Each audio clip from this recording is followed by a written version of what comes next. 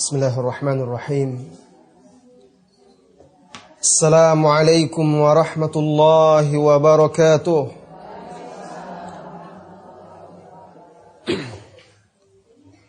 Innal hamdalillah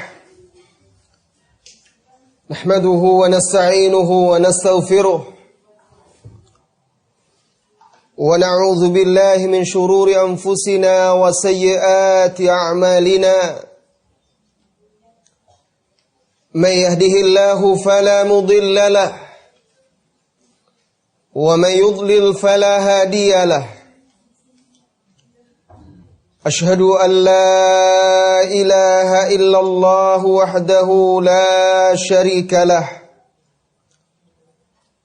وأشهد أن محمدا عبده ورسوله صلى الله عليه وعلى آله وأصحابه ومن سار على نهجه وتمسك بسنته إلى يوم الدين وسلم تسليما كثيرا أما بعد يا أيها الذين آمنوا اتقوا الله حق تقاته ولا تموتن إلا وأنتم مسلمون يا أيها الناس اتقوا ربكم الذي خلقكم من نفس واحدة وخلق منها زوجها وبث منهما رجالا كثيرا ونساء واتقوا الله الذي تساءلون به والأرحام إن الله كان عليكم رقيبا يا أيها الذين آمنوا اتقوا الله وقولوا قولا سديدا يصلح لكم أعمالكم ويغفر لكم ذنوبكم ومن يطع الله ورسوله فقد فاز فوزا عظيما ثم أما بعد. Saudari wanita muslimah, ibu-ibu yang semoga senantiasa dirahmati dan diberkahi oleh Allah Tabaraka wa Ta'ala. Alhamdulillah, apa yang kita inginkan diwujudkan oleh Allah Subhanahu wa Ta'ala. Majlis yang sudah kita rencanakan, alhamdulillah, bisa kita laksanakan.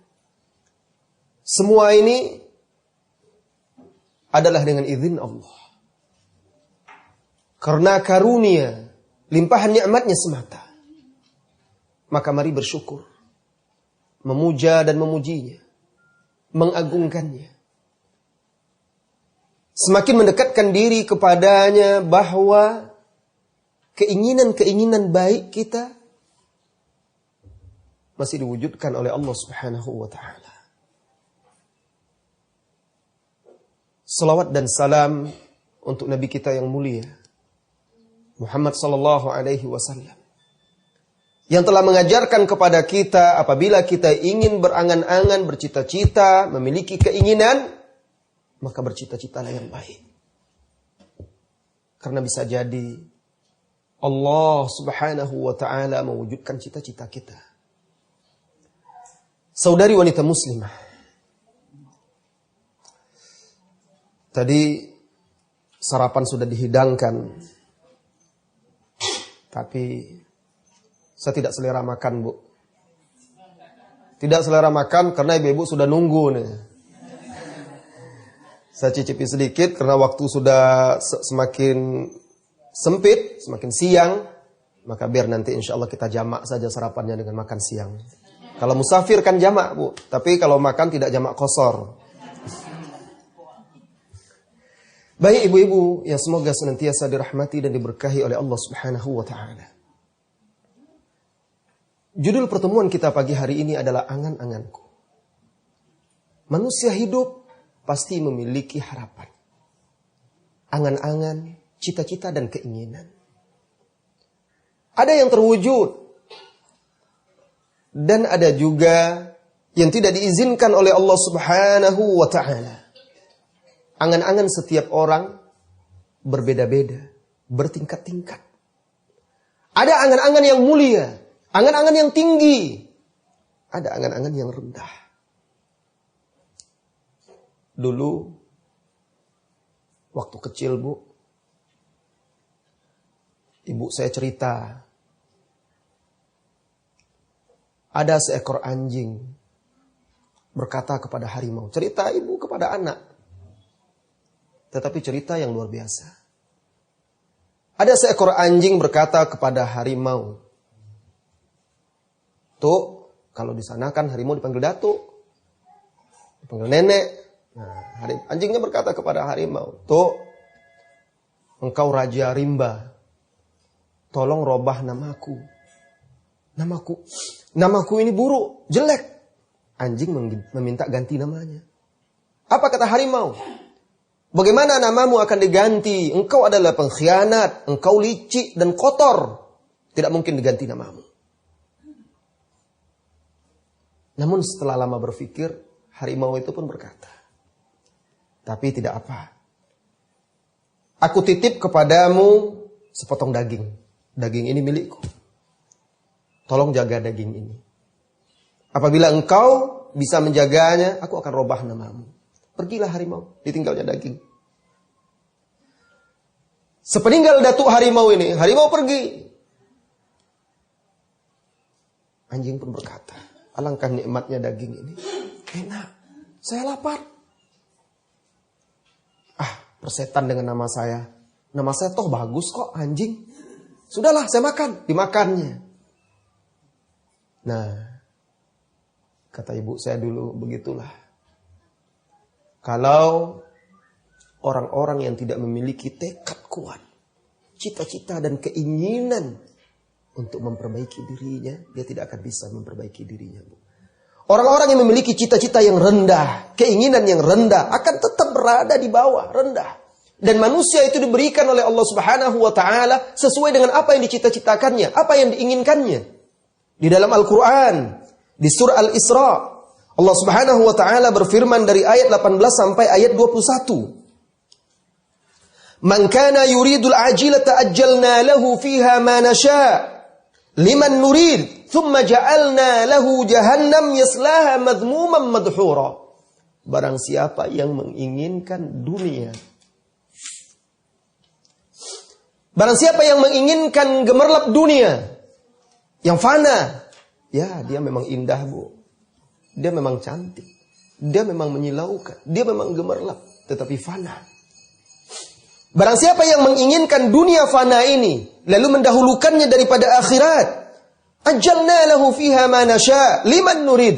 Kami pasti akan berikan. Kami akan segerakan dunia ini kepada orang-orang yang menginginkannya, tapi bagi orang-orang yang kami inginkan pula. Tsumma ja'alna lahu jahannam. Tapi ingat, kemudian kami jadikan kelak tempatnya adalah neraka jahannam yaslaha madhmuman madhura, yang menyala-nyala membakarnya dalam keadaan hina. Lihat, Bu, saudari wanita muslimah. Orang ini hidupnya hanya dunia. Orang ini cita-cita dan harapannya hanya dunia. Jika dia berpikir untuk dunia. Jika dia merenung untuk dunia. Jika dia berharap untuk dunia, bercita-cita untuk dunianya, dia lupa akhiratnya. Allah berikan dunianya, dia dapat, dia kaya raya. Tidak peduli halal dan haram, tetapi akhirat, Allah siapkan neraka jahannam untuknya, yang menyala-nyala membakarnya. Kemudian di ayat selanjutnya Allah berkata, "Wa man arada al-akhirata wa sa'a laha sa'yaha wa huwa mu'min." Dan barang siapa yang menginginkan akhirat, orang yang ingin akhirat itu bukan berarti dia tidak dapat dunia, Bu. Dia tinggal dunia pasti dapat. Cuma cita-cita dan harapan tertingginya. Kalau dia menginginkan dunia, dunia itu untuk akhiratnya. Barang siapa yang menginginkan akhirat dan dia berusaha untuk mendapatkannya, lihat berusaha. Wa sa'alaha sa'yaha wa huwa mu'min, sedangkan dia adalah seorang mukmin. Fa ulaika kana sa'yuhum mashkura. Maka mereka itu, usaha mereka mashkura, akan diberi balasan oleh Allah Subhanahu wa Ta'ala.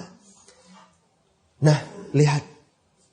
Di sini Allah Subhanahu wa Ta'ala menceritakan dua jenis manusia, keinginan dan harapannya. Ada yang menginginkan dunia, ada yang menginginkan akhirat. Ibu-ibu saudari wanita muslim. Kelompok yang pertama diceritakan oleh Allah Subhanahu wa taala di ayat ini, di surah Al-Isra ini, orang-orang yang keinginan, harapan dan cita-citanya tidak melebihi dari sekedar urusan dunia, harta, pangkat, jabatan, dan apa saja yang bisa memuaskan syahwatnya. Kalau dia mencintai harta, dia akan mencintai berlebihan. Maka dia adalah orang yang paling bakhil, paling kikir. Wa tuhibbunal mala hubban jamma. Kata Allah Subhanahu wa taala di surah Al-Fajr. Dan kalian itu mencintai harta dengan cinta yang sangat berlebihan. Cinta yang berlebihan. Rasulullah sallallahu alaihi wasallam bersabda di dalam hadis yang sahih, diriwayatkan oleh Imam At-Tabarani dari sahabat Abdullah, qala Rasulullah sallallahu alaihi wasallam, qala Rasulullah sallallahu alaihi wasallam, manhumani la yashba'ani talibahuma. Ada dua perkara tidak akan pernah kenyang orang yang mengejar dua perkara ini. Tidak pernah kenyang, Bu. Tidak pernah puas. Senantiasa merasa lapar dan dahaga. Ibu, mau yang mana ini? Perhatikan. Ada dua perkara orang yang menginginkannya tidak pernah puas, tidak pernah kenyang. Yang pertama, talibu ilmin wa talibud dunya. Yang kedua, yang pertama penuntut ilmu, Bu. Semakin ibu menuntut ilmu, semakin terasa kekurangan kita. Semakin rasa dahaga kita terhadap ilmu itu. Semakin kuat keinginan kita untuk menggali, belajar dan terus belajar. Maka jangan heran kalau orang sudah merasakan nikmatnya ilmu, Bu, kemana saja dikejarnya. Tidak pernah puas, tidak pernah kenyang karena ilmu itu nikmat. Kemudian yang kedua, talibud dunya. Penuntut dunia. Orang yang mengejar dunia juga tidak puas dan tidak pernah kenyang. Di dalam hadis lain, yaitu hadis yang diriwayatkan dari Anas radhiyallahu anhu, dan hadis tersebut dikeluarkan oleh Imam Muslim serta Imam Ahmad. Rasulullah sallallahu alaihi wasallam bersabda menceritakan bagaimana tamaknya manusia terhadap dunia ini. Kata beliau, "Lau kana li ibni Adam wadiyani min mal." Kalau seandainya ibnu Adam memiliki dua lembah, Bu, dua lembah, Bu. Ibu punya ATM enggak sampai satu lembah uangnya, Bu. Iya. Ibu menyimpan emas, perhiasan enggak sampai satu lembah. Ini lembah, Bu. Ngarai, jurang yang dalam. Bukan hanya satu, dua. Kalau seandainya seorang anak Adam itu memiliki dua lembah yang berisi harta penuh,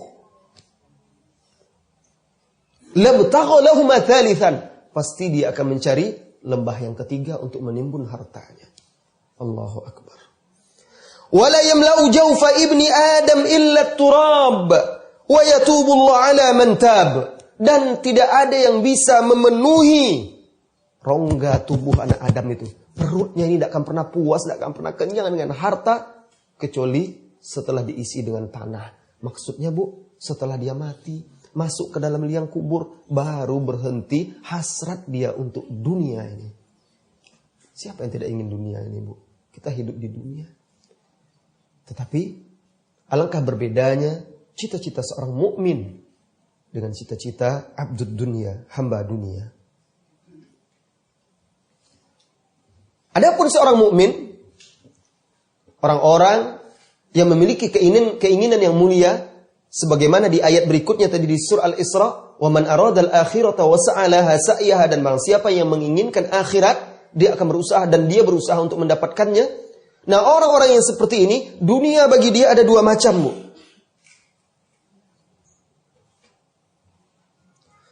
Di mana dia berusaha untuk mewujudkannya, menggapainya, merengkuhnya. Yang pertama, dunia bagi seorang mukmin itu, angan-angan dunia dia sehari-hari yang disyariatkan. Angan-angan duniawiyah yang kaitannya dengan dunia bukan akhirat. Dalam kehidupan dia sehari-hari, tetapi disyariatkan oleh Islam.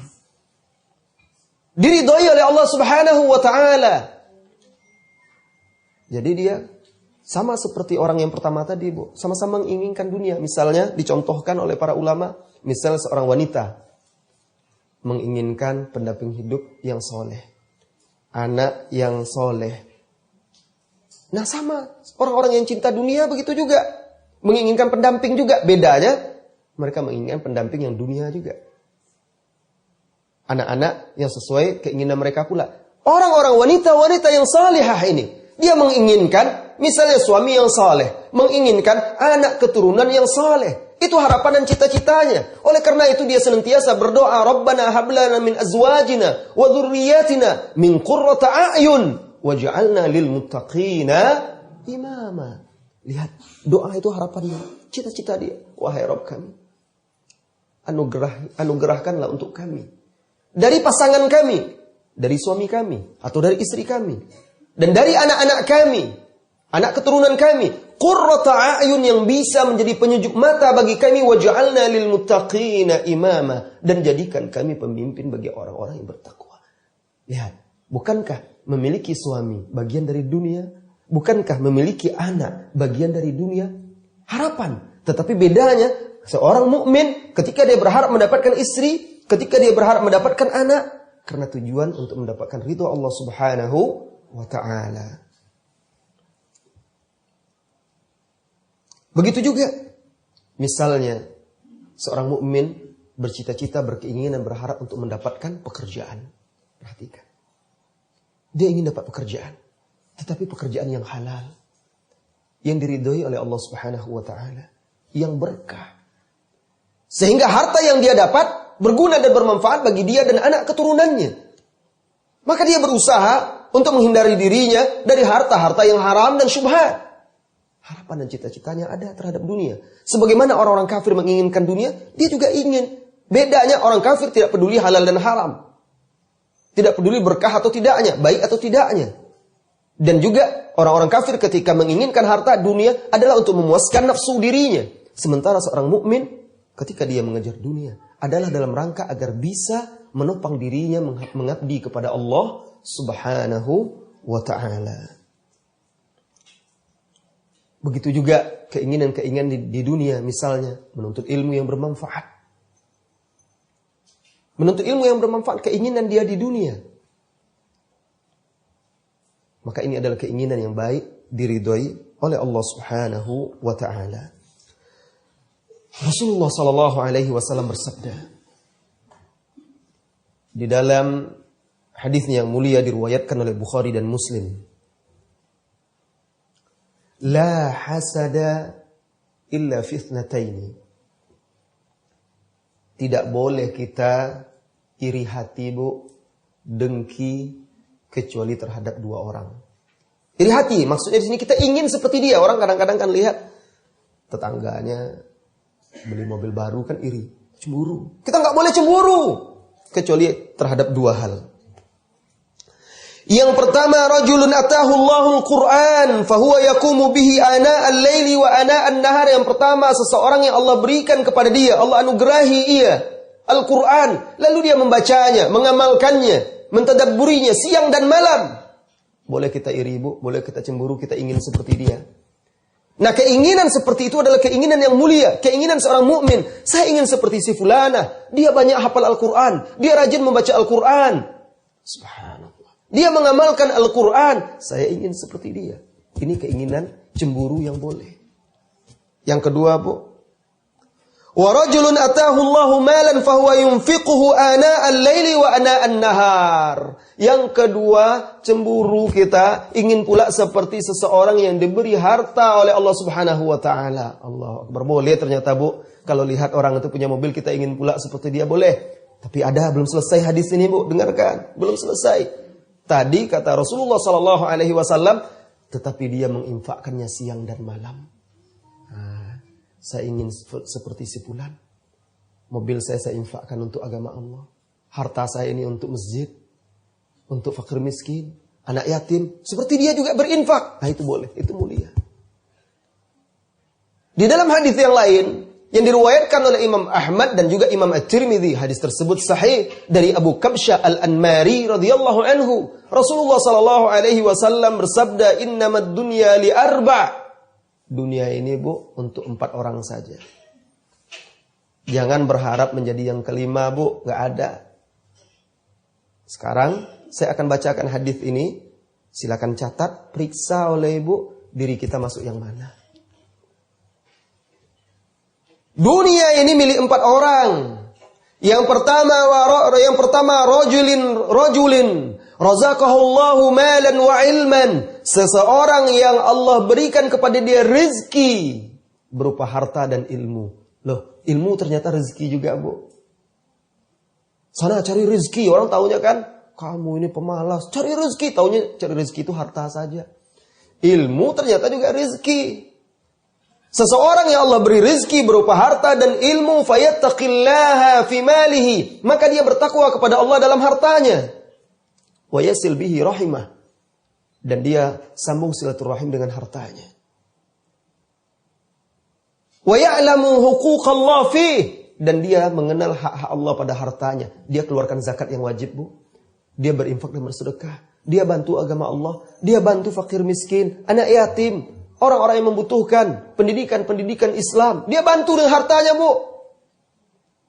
Fahuwa fi afdalil manazil. Orang ini berada di kedudukan yang paling mulia. Beruntung ibu-ibu kalau punya harta, punya ilmu, paham agama, mengenal Allah, taat, tunduk dan patuh. Beruntung kalau seandainya Anda gunakan harta Anda tersebut di jalan yang baik. Ini orang yang pertama.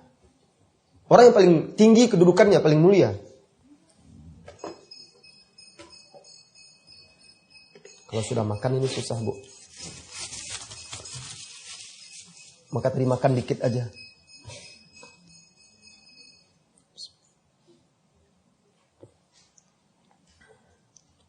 Yang kedua lagi, Bu. Wa rajulin razaqahullahu ilman wa lam yarzuqhu malan. Yang kedua yaitu seseorang yang Allah beri rezeki berupa ilmu, tetapi tidak Allah beri harta. Ekonominya biasa-biasa aja, Bu. Barangkali dia miskin dari sisi ekonomi harta, tetapi Allah beri dia ilmu, paham agama, mengenal Allah Subhanahu wa taala. Wa huwa shadiqun fi niyyatihi, dan niatnya tulus, ikhlas, keinginannya benar. Wa yaqul, dan dia berkata, bercita-cita, berangan-angan, berharap, "Lau kana li mithla fulan la fa'altu mithla ma fa'al." Kalau saya punya harta seperti si fulan yang pertama tadi, saya juga akan berbuat seperti dia. Saya akan sambung silaturahim. Saya dengan harta tadi, saya akan keluarkan zakat, saya akan bersedekah, saya akan berinfak, saya bantu masjid, saya bantu pesantren, saya bantu dai-dai, saya bantu agama Allah, saya bantu perjuangan untuk menegakkan la ilaha illallah. Lihat, dia tidak punya harta, Bu. Cuma dia bercita-cita, berkeinginan. Kalau seandainya saya punya harta seperti si fulan, saya akan lakukan pula kebaikan-kebaikan seperti si fulan. Fahuma fil ajri sawa. Keduanya sama pahalanya, Bu. Allahu Akbar. Karena cita-cita yang baik, cita-cita yang mulia, walaupun dia tidak bisa melakukannya, dia mendapat pahala yang sama. Lihat, kalau kita berkeinginan yang baik, berkeinginan yang mulia. Nah, yang ketiga. Wa rajulin razaqahullahu malan wa lam yarzuqhu ilman. Dan yang ketiga yaitu orang yang Allah beri dia harta tetapi tidak diberi ilmu. Tidak paham agama, Bu. Salat enggak tahu. Tidak pula paham bagaimana membayar zakat, tidak pernah membaca Al-Quran, jauh dari Allah, dekat kepada maksiat. Walam yattaqillaha fi malihi, dia tidak bertakwa kepada Allah dalam hartanya. Walam yasil bihi rahimah, tidak menyambung silaturahim dengan hartanya. Dan dia juga tidak mengeluarkan hak-hak Allah yang ada pada harta tersebut. Tidak dikeluarkan zakatnya, tidak pernah berinfak dan bersedekah, bakhil, pelit. Kalaupun bersedekah berinfak riya, mengharapkan pujian dan sanjungan di dunia. Dia gunakan harta untuk foya-foya, untuk maksiat kepada Allah. Habis dia meramburkan harta di jalan syaitan. Apa kata Allah Subhanahu? Kata Rasulullah sallallahu alaihi wasallam, "Fahuwa fi akhdil manazil." Dia ini, Bu, berada di kedudukan yang paling keji. Di tempat yang paling rendah, paling hina, akhbas, khabith. Keji, rendah, hina. Tinggal satu lagi, Bu. Pertama sudah, kedua sudah, ketiga sudah. Mudah-mudahan yang ketiga ini kita tidak termasuk ya Bu. Yang keempat, orang paling sengsara Bu. Wa rajulin lam yarzuqhu Allahu malan wala ilman. Yang keempat, Allah tidak berikan kepada dia harta, tidak pula ilmu. Sudahlah miskin, bodoh. Sudah miskin, tidak sholat. Miskin, tidak baca Quran. Jauh dari kebaikan, melakukan kemungkaran dan maksiat. Kalaupun dia berangan-angan, bercita-cita, maka dia berkata pada dirinya, "Lau kana li mithla fulan, la fa'altu mithla ma fa'al." Kalau aku punya harta seperti si fulan, yang ketiga tadi, saya juga akan buat seperti dia. Saya akan bermaksiat begini, saya akan berfoya-foya, saya akan begini, begitu. Dia berangan-angan, bermimpi seperti itu. Padahal dia tidak pernah lakukan, tidak bisa lakukan, menghayal. Saya ingin seperti si fulan. Saya bisa pergi ke sini, pergi ke situ, makan ini, makan itu, beli ini, beli itu, lakukan ini, lakukan itu, dan segala macam. Yang semuanya itu jauh dari ridho Allah Subhanahu wa Ta'ala. Fahuma fil wizri sawa. Keduanya, orang keempat dan ketiga ini, dosanya sama. Ternyata benar apa yang kita sebutkan di awal tadi. Allah memberikan kepada seseorang itu sesuai dengan keinginan dia. Apa yang dia inginkan Allah berikan. La ilaha illallah. Perhatikan cita-cita dan keinginan manusia di dunia ini. Saudara-saudari kaum muslim, saudara-saudari wanita muslimah yang semoga senantiasa dirahmati dan diberkahi oleh Allah Subhanahu wa Ta'ala. Dulu salafus saleh mereka berusaha untuk memperbaiki dan meluruskan niat serta cita-cita mereka.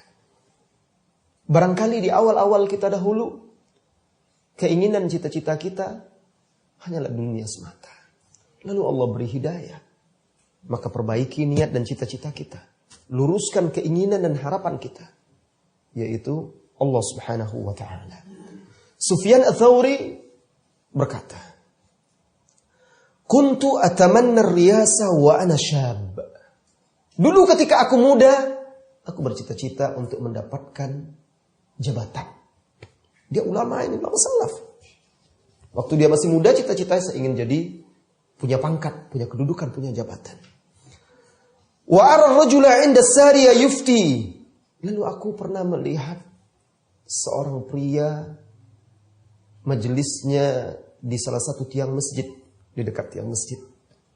Di sana dia mengajar, di sana dia memberi fatwa. Fa'aghbatahu. Pun cemburu kepadanya. Orang banyak bertanya kepadanya, menuntut ilmu. Falamma balagtuha araftuha. Dan tatkala aku mendekatinya, aku pun mengenalinya. Tatkala aku mendekatinya, aku pun mengenalinya. Semenjak itu, mulailah aku menuntut ilmu, lalu aku pun mendapatkannya. Sehingga setelah dia menuntut ilmu, ternyata dia menjadi ulama besar. Menjadi pemimpin bagi para ulama-ulama juga. Kaum muslimin. Qala Al-Ma'mun berkata, Man talaba riyasa bil ilmi saghiran fatahu ilman kathir. Barang siapa yang menuntut kedudukan, jabatan dan pangkat ketika masih kecil, maka dia akan kehilangan ilmu yang sangat banyak. Seorang mukmin, wahai saudara-saudariku, keinginan-keinginan dia di dunia haruslah dia landaskan di atas tujuan untuk mengharapkan ridho Allah Subhanahu wa Ta'ala. Haruslah dia tujukan untuk bisa membantu dia mengabdikan dirinya kepada Allah Subhanahu wa Ta'ala. Jika tidak, maka keinginan keharapan itu akan sirna, akan fana, lalu akan menjadi sia-sia dan akan menyiksa dirinya sendiri.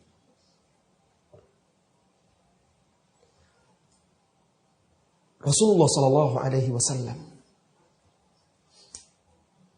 pernah bersabda di dalam hadis yang sahih, "Idza tamanna ahadukum falyastakthir."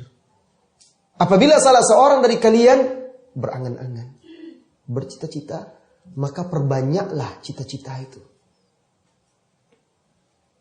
Perbanyaklah cita-cita. Kenapa? Karena bisa jadi Allah Subhanahu wa Ta'ala mewujudkan apa yang kita harapkan di dunia ini untuk mendapatkan kenikmatan di akhirat.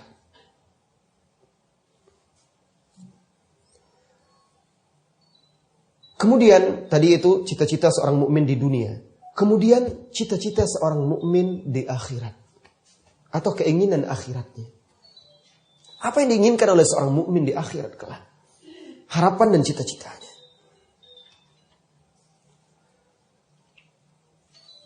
Saudari wanita muslimah, ketika ajal menjemput, lalu malaikat maut datang merenggut nyawa seseorang. Kemudian ruh tersebut dibawa menghadap kepada Allah Subhanahu wa taala, lalu dikembalikan ke dirinya di alam barzah. Datanglah dua malaikat. Hadis ini, kisah ini ada dalam hadis Al-Barra' bin Azib yang diriwayatkan oleh Ashabus Sunan. Dikembalikan ke jasadnya di alam barzah, lalu datanglah dua malaikat untuk menanyakan kepada dia 3 perkara. Tentang siapa Rabbnya, dan apa agamanya, dan siapa laki-laki yang diutus kepadanya itu. Karena dia seorang mukmin, dia bisa menjawabnya. Lantas diperlihatkan kepada dia tempat dia di neraka kalau dia tidak beriman. Kemudian diperlihatkan pula kepada dia tempat dia di sorga kelak karena dia sudah beriman, beramal soleh. Ini adalah tempatmu karena engkau telah beriman dan beramal soleh. Lalu dibukakan pintu ke sorga. Setiap pagi dan petang dia mendapatkan sejuknya udara sorga, wangi semerbak. Kemudian dibentangkan kuburannya sejauh mata dia memandang. Sehingga dia mendapatkan kenikmatan tersebut, maka dia berkata, Rabbi aqimis sa'ah, Rabbi aqimis sa'ah. Perhatikan keinginan dia. Wahai Tuhanku, cepat segerakan kiamat, segerakan kiamat. Dia tidak sabar lagi karena ingin segera masuk ke surga, ke tempat yang telah diperlihatkan oleh Allah Subhanahu wa taala. Kelak seorang mukmin di alam barzah, dia masih tetap memiliki keinginan, tetapi keinginan dia adalah untuk segera masuk surga. Belum selesai, Bu, masih ada keinginan berikutnya. Lantas datanglah seseorang yang berwajah tampan. Kalau perempuan tentu berwajah cantik. Wajahnya bersih, bercahaya, seolah-olah membawa kabar gembira. Maka orang yang dikubur ini bertanya kepada dia, "Man anta?" Fawajhul ladzi yubashshiru bil khair. Siapa engkau? Wajahmu wajah yang membawa kabar gembira, membawa kebaikan. Qal, orang ini pun berkata yang datang ini, "Ana amaluka shalih." Aku adalah amal solehmu. Abshir bil jannah. Bergembiralah engkau dengan surga yang Allah anugerahkan kepadamu. Setelah dia melihat amal solehnya dan dia melihat janji-janji Allah terwujud kepadanya, maka dia menyampaikan keinginannya. Ya Rabb, kembalikanlah aku ke dunia hatta ubashshira ahli, agar aku bisa menyampaikan kabar gembira kepada keluargaku. Lalu apa kata malaikat? Uskun hatta qiyam sa'ah, hatta taqum sa'ah. Diam engkau, tenang sampai terjadi kiamat. Jadi ketika dia merasakan kenikmatan itu, dia ingin kembali lagi ke dunia. Untuk apa? Untuk menyampaikan kabar gembira kepada keluarganya bahwa dia sudah mendapatkan kebaikan-kebaikan, kemuliaan-kemuliaan atas usaha jerih payah dia untuk beribadah kepada Allah Subhanahu wa taala semasa di dunia. Tapi tidak diizinkan oleh Allah. Sampai hari kiamat dia diperintahkan diam dan tenang. Ini orang mukmin, Bu. Berbeda dengan orang-orang yang lalai dan lengah. Orang-orang yang lalai dan lengah, Bu, sebelum mati saja dia sudah ketakutan, dia sudah berharap dan berangan-angan. Hatta idza jaa ahaduhumul maut qala rabbirji'uni la'alli a'malu salihan fima tarakt. Wahai Tuhanku, kembalikan aku ke dunia. Ini ketika ajal menjemput. Kalau dia menyadari kematian yang selama ini dia lari darinya, bersembunyi darinya, tidak peduli, sekarang datang menjemputnya. Maka dia berkata, menyampaikan keinginannya, cita-cita dan harapannya untuk bisa kembali ke dunia. Wahai Tuhanku, kembalikan aku ke dunia, agar aku kembali bisa beramal saleh, melakukan amalan-amalan yang dahulu aku tinggalkan. Lihat.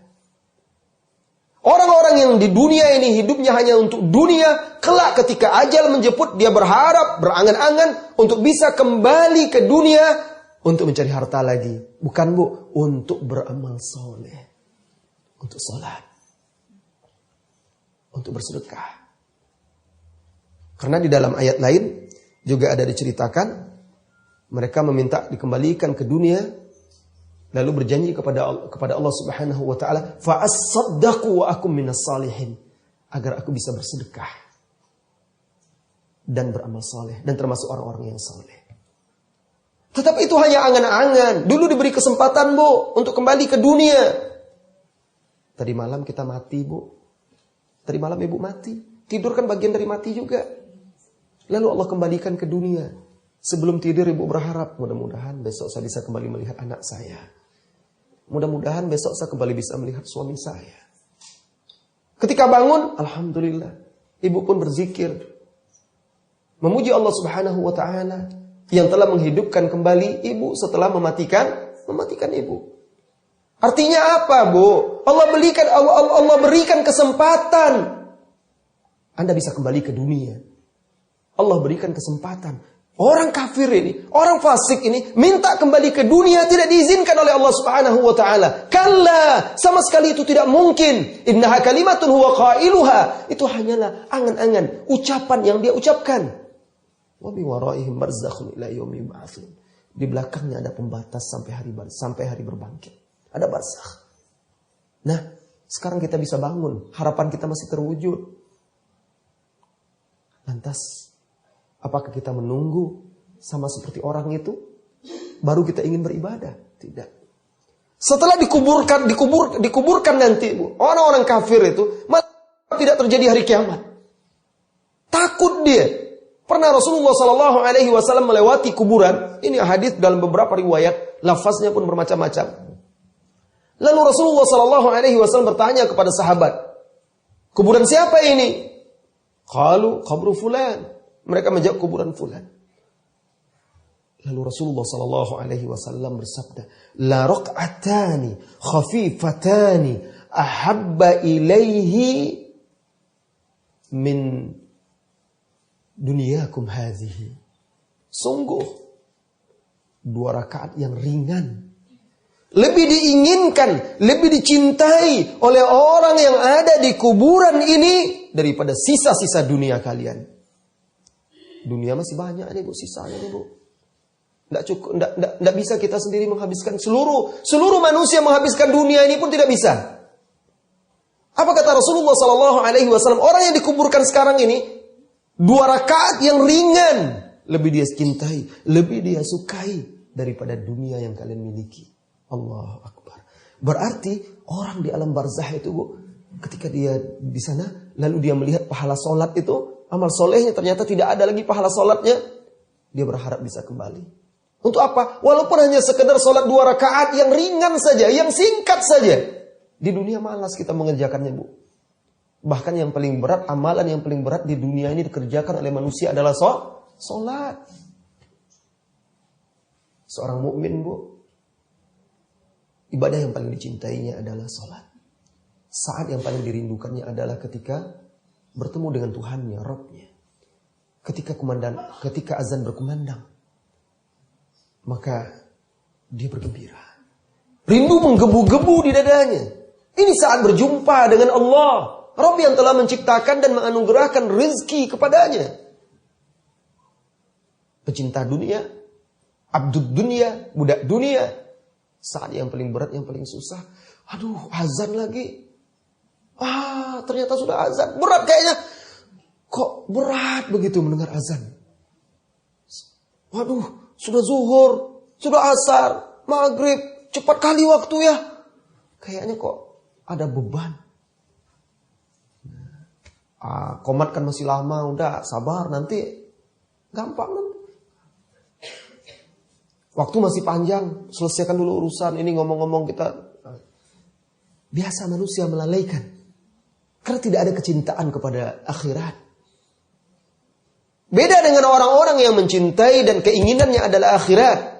Maka dia akan berkata seperti Rasulullah SAW, "Arihna bis salati ya Bilal." Beri kami ketenangan, ketentraman, kedamaian dengan salat ya Bilal. Rasulullah SAW itu apabila dia menghadapi permasalahan yang berat, beban di jiwanya, maka dia salat.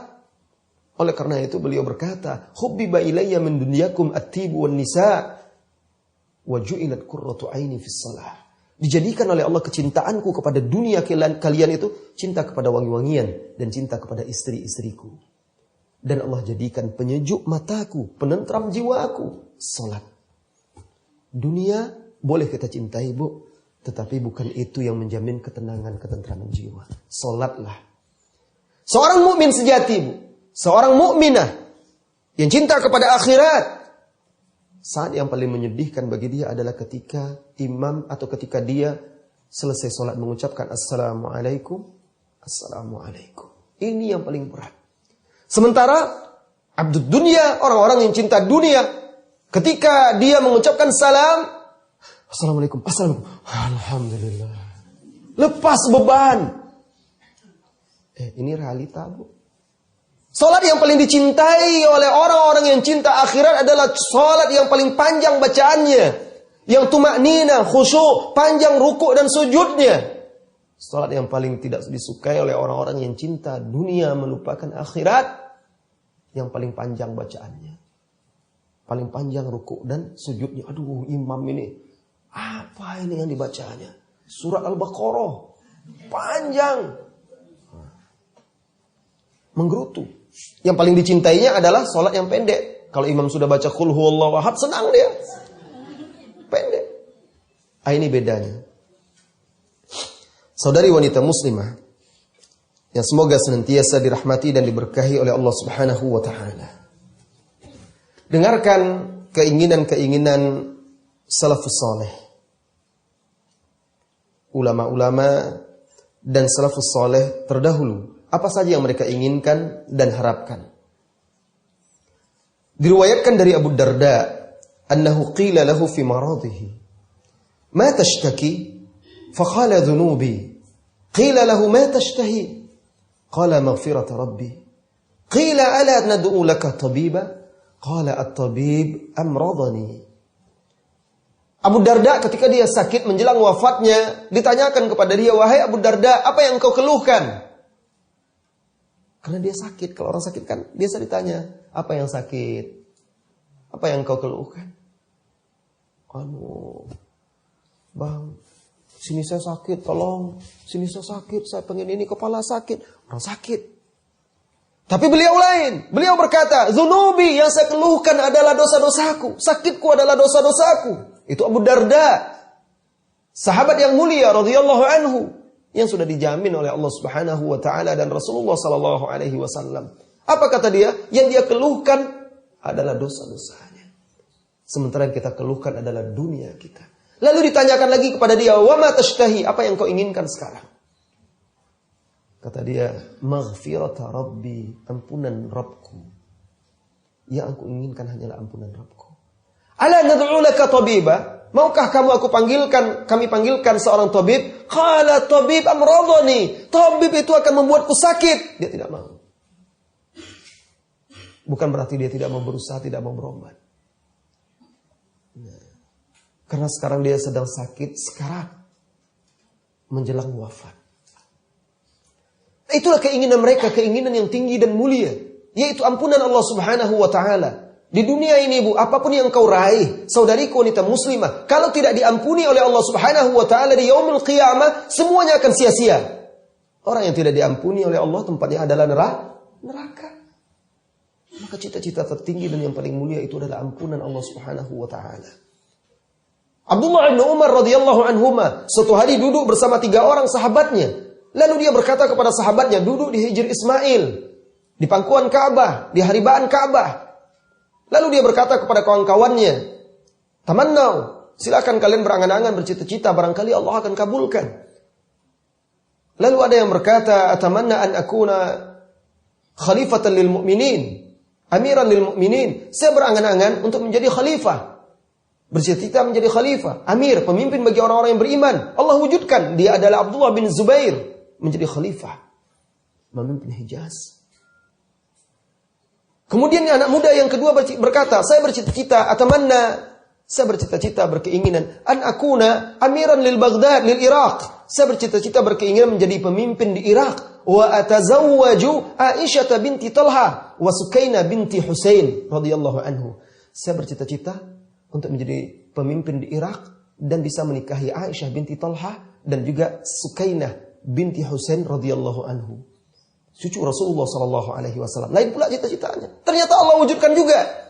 Jadi pemimpin di Irak, menikah dengan Aisyah binti Talha, wanita yang tercantik ketika itu, dan juga dengan salah seorang cucu Rasulullah sallallahu alaihi wasallam, Sukainah binti Al-Husain radhiyallahu anhu.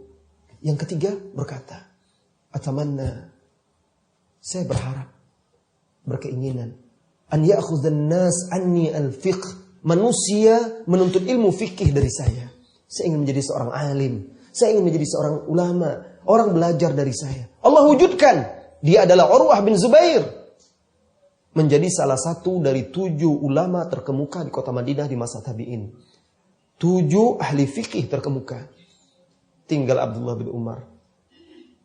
Kawannya sudah bercita-cita menjadi khalifah. Cita-cita yang tinggi. Ada yang menjadi pemimpin di Irak. Ada yang ingin menjadi ulama. Apalagi. Amma ana atamanna. Adapun aku berharap dan berkeinginan. An yaghfirali Rabbi. Adapun aku berharap, bercita-cita dan berkeinginan agar Allah Rabbku mengampuniku. Itu saja. Itulah cita-cita mereka. Abu Hurairah radhiyallahu anhu suatu ketika, Abu Hurairah ini orang miskin di awal-awal hijrah. Beliau termasuk ahlus suffah, kaum muhajirin yang miskin, tidak memiliki apa-apa, mendapat tempat tinggal di masjid. Ada tempat yang dikhususkan oleh Rasulullah sallallahu alaihi wasallam untuk orang-orang yang miskin. Suatu ketika datang harta infak ke masjid, lalu dibagi oleh Rasulullah sallallahu alaihi wasallam kepada orang-orang miskin ini. Maka berebut-rebutlah mereka ngantri mendapatkan harta. Abu Hurairah diam saja, tidak ikut berebut. Ditanya oleh Rasulullah sallallahu alaihi wasallam, "Ya Abu Hurairah, kamu tidak ikut untuk mengambil hak dan bagianmu?" Lihat cita-cita, Bu, keinginan. Dia tahu kalau harta itu dia ambil, barangkali hanya beberapa hari habis. Dia ingin sesuatu yang lebih abadi, lebih kekal. Yang berguna bagi dia di dunia dan di akhirat, bukan hanya sekadar di dunia saja. Maka dia berkata kepada Rasulullah sallallahu alaihi wasallam, "Uridu an tu'allimani mimma 'allamaka Allah." Aku ingin ya Rasulullah sallallahu alaihi wasallam, engkau mengajarkanku apa-apa yang Allah ajarkan kepadamu. Allahu akbar. Dia minta ilmu. Aku ingin engkau mengajarkan apa yang Allah ajarkan kepadamu. Maka Rasulullah memerintahkan dia duduk di dekatnya sehingga dia bersimpuh di hadapan Rasulullah sallallahu alaihi wasallam. Rasulullah bentangkan buka serban Abu Hurairah dan bentangkan di depannya. Lalu Rasulullah doakan dia.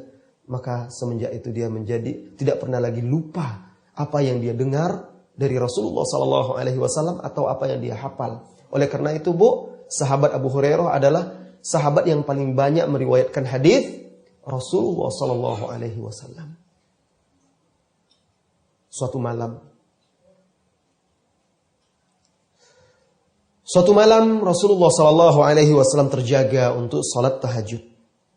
Pergilah dia berwudu dibantu oleh sahabat yang berkhidmat kepadanya, yaitu Rabi'ah al-Aslami. Rabi'ah ini yang menuangkan air. Rasulullah berwudu. Selesai Rasulullah sallallahu alaihi wasallam berwudu, lantas Rasulullah berkata kepada dia, "Ya Rabi'ah, sal. Wahai Rabi'ah, silakan minta. Sebutkan apa yang engkau inginkan." Permintaan dia satu aja, Bu. Dia berkata, "Uridu murafaqataka fil jannah." Aku ingin mendampingimu di surga ya Rasulullah. Sebagaimana dia membantu Rasulullah sallallahu alaihi wasallam di dunia, berkhidmat untuk Rasulullah sallallahu alaihi wasallam, dia berharap di surga kelak bisa mendampingi Rasulullah sallallahu alaihi wasallam. Rasulullah memberikan tawaran, "Awa ghairu dzalika ya Rabi'ah?" Atau ada keinginan yang lain selain itu ya Rabi'ah? Ya Rasulullah, tidak ada, hanya itu yang aku inginkan. Uridu murafaqataka fil jannah. Abu Hurairah, Rabi'ah, tidak ada sedikit pun menyebutkan dunia di situ. Subhanallah. Apakah dia tidak dapat dunia? Dapat dunia. Tidak ada dia mati kelaparan, kesusahan. Abu Hurairah hanya di awal-awal Islam saja. Di awal-awal dia masuk Islam, di awal-awal hijrah dia susah. Setelah itu tidak. Dia juga menjadi gubernur, dia menjadi ulama. Uridu murafaqataka fil jannah. Aku hanya ingin mendampingimu di surga ya Rasulullah sallallahu alaihi wasallam. Idzan fa'inni 'alaika bi kathratis sujud. Kalau demikian, bantu aku ya Rabi'ah untuk mendoakanmu dengan memperbanyak sujud. Boleh, itu keinginanmu, bagus, aku bantu. Tetapi engkau juga harus banyak beribadah sehingga membantu doaku kepada Allah Subhanahu wa ta'ala. Saudari wanita muslimah yang semoga senantiasa dirahmati dan diberkahi oleh Allah Subhanahu wa ta'ala.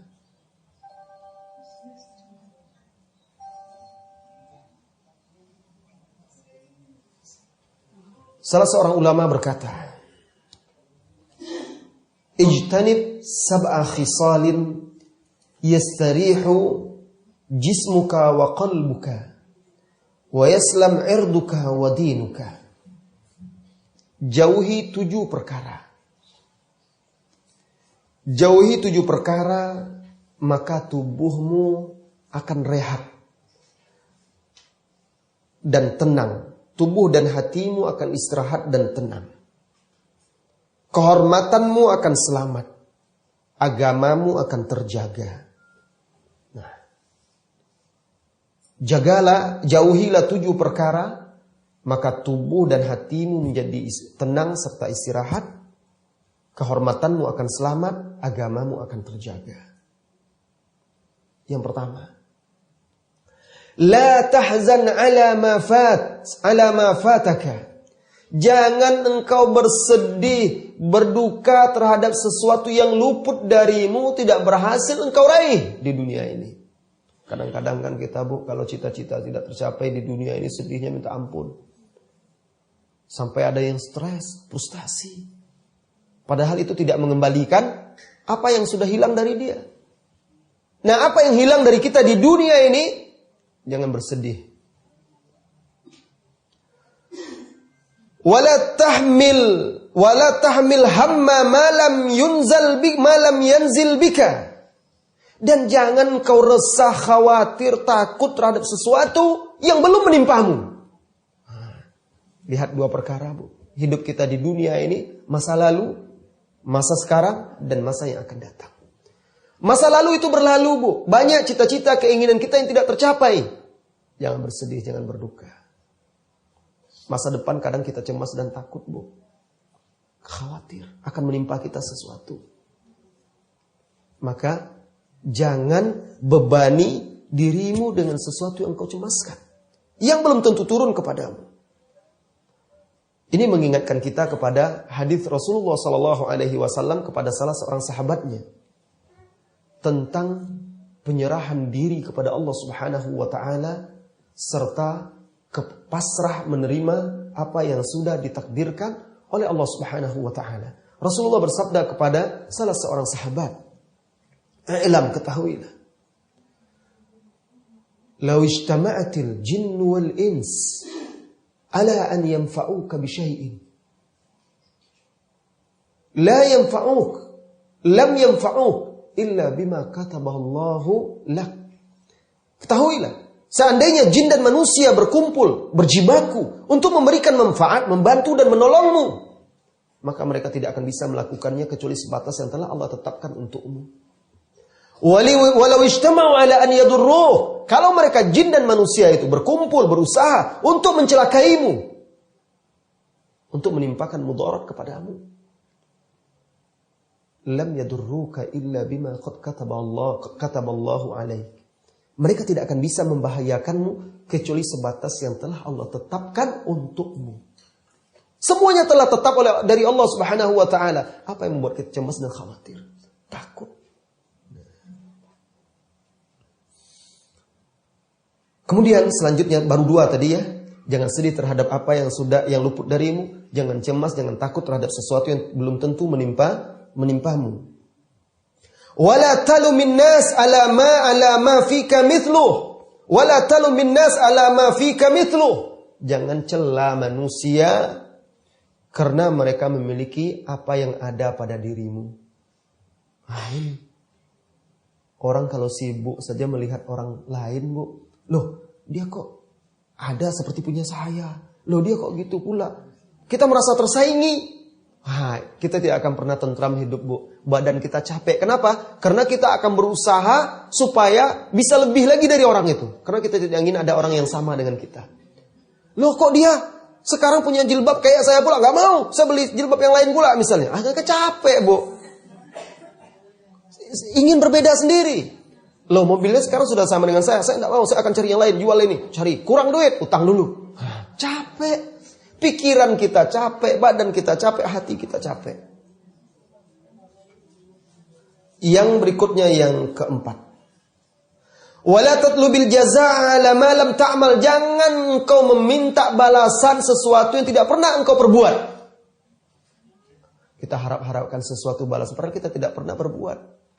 Upah atau gaji atau segala macamnya, atau jasa. Padahal sebenarnya kita tidak pernah berbuat, lalu kita mengharap-harapkan. Ini membuat hati kita tidak pernah tenang, tidak pernah tentram, resah, gelisah, dan juga bisa merusak harga diri kita, kehormatan kita, marwah kita.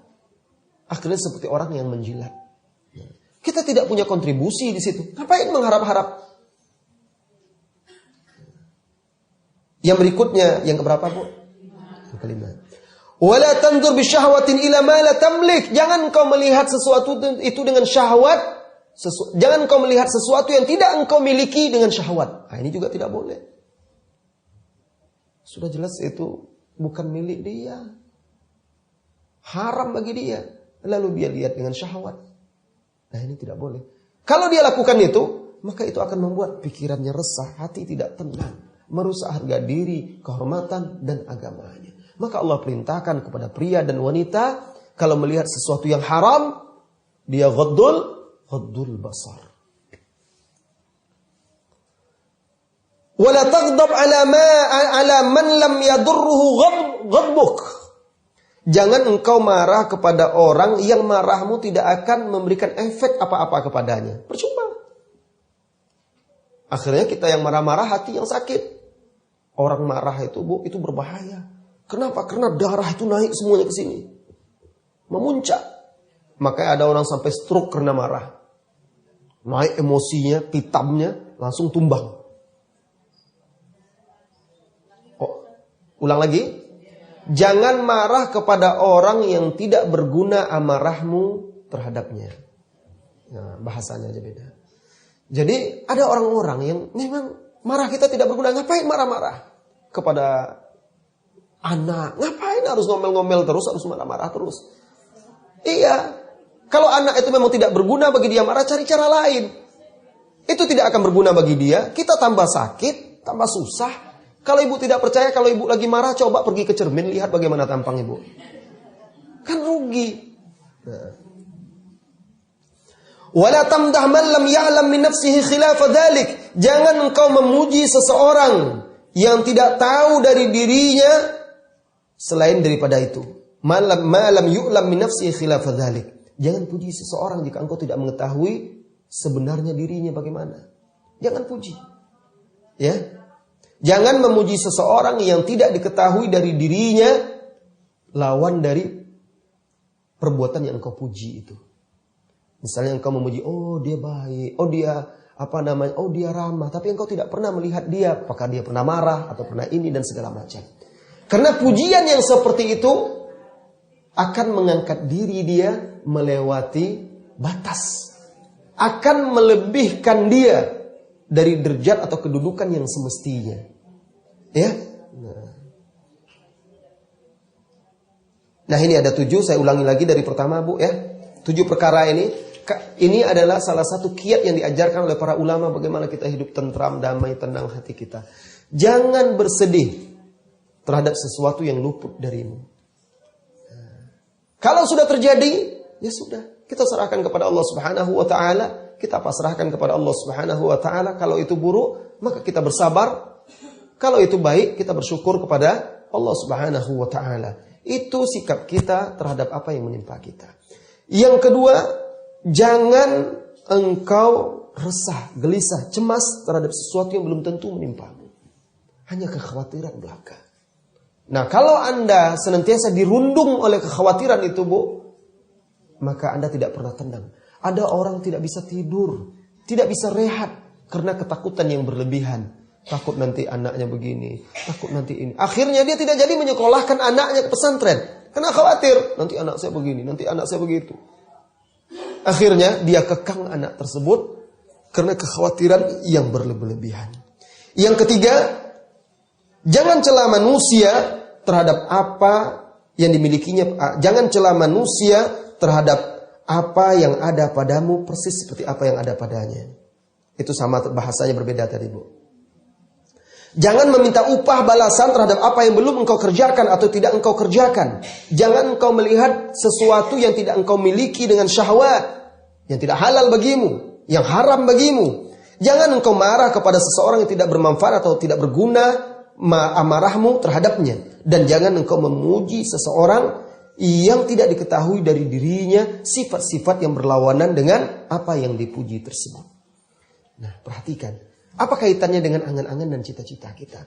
Kalau kita melihat 7 sifat perkara ini, kita akan melihat bahwa orang yang memiliki angan-angan yang mulia, Bu, cita-cita yang mulia, dia akan terhindar dari 7 perkara ini.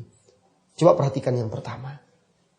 Kalau dia betul-betul mengharapkan pertemuan dengan Allah Subhanahu wa taala, untuk apa dia menyibukkan diri dengan sesuatu yang sudah berlalu itu?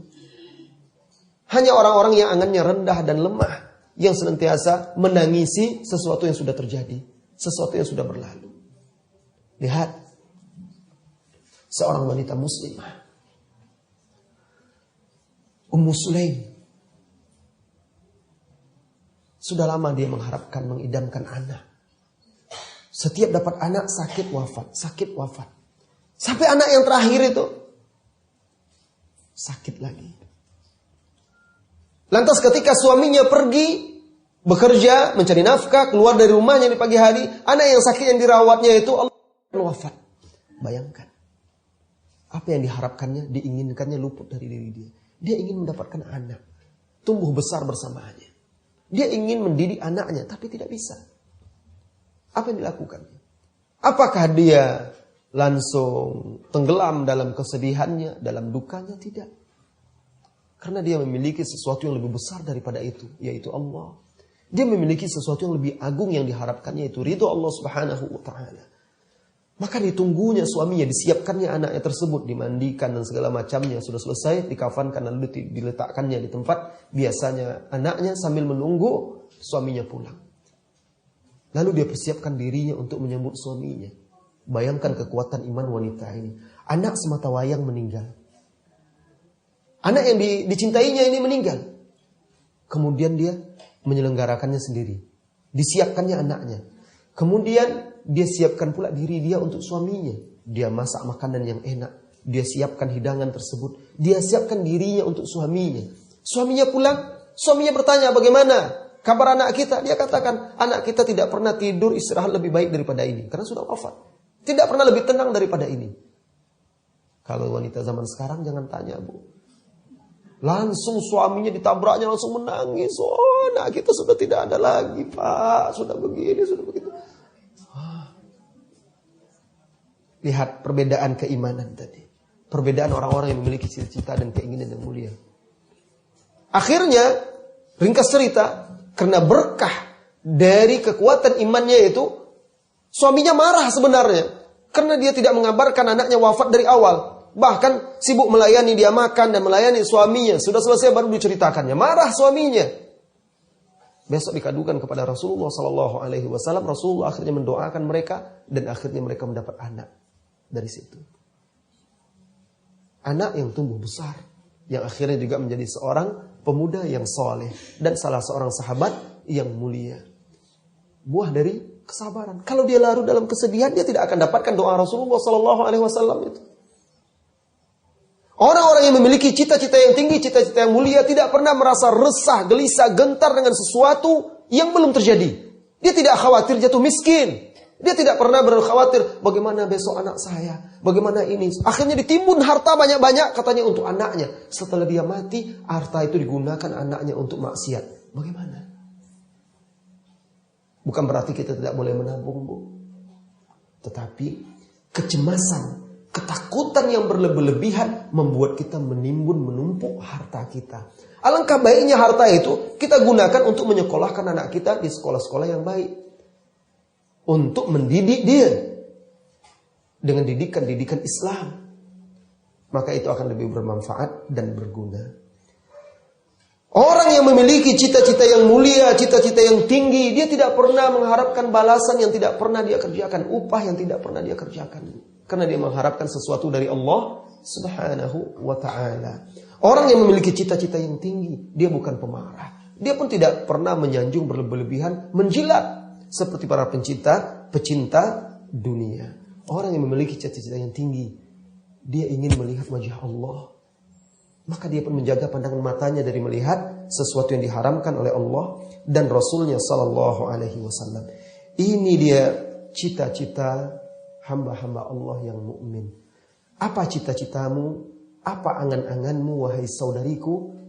Maka ingatlah, Allah akan berikan pada seseorang itu sesuai dengan apa yang dia cita-citakan dan apa yang dia angan-angankan. Jika engkau menginginkan dunia, dunia ini pendek, Bu. Kehidupan dunia ini sangat singkat. Sementara kehidupan akhirat abadi dan kekal. Kelak, jika seseorang tidak menyesal di dunia, tidak menangis dengan air matanya di dunia, menangisi kelalaian, kelengahan, dosa dan maksiatnya, maka dia akan menangis di dalam neraka kelak. Ketika itu tidak berguna lagi tangisan. Di neraka dia meminta dan berharap, tidak ada lagi harapan dan keinginan yang dikabulkan. Dipanggilnya penghuni surga. Wanada ashabun nari ashabal jannah. Dilihatnya penghuni surga penuh dengan kenikmatan. Mereka haus, dahaga, lapar. Tidak ada yang bisa dimakan, tidak ada yang bisa diminum. Kecuali sesuatu yang menyiksa dan menyakitkan. Dia panggil, wahai penghuni surga. Wanada ashabun nari ashabal jannah. An afidu alaina minal ma'i au mimma razaqakumullah. Beri kami minum. Beri kami makan. Dari apa yang telah Allah karuniakan kepada kalian di surga. Maka penghuni surga berkata, qalu innallaha harramahuma 'alal kafirin.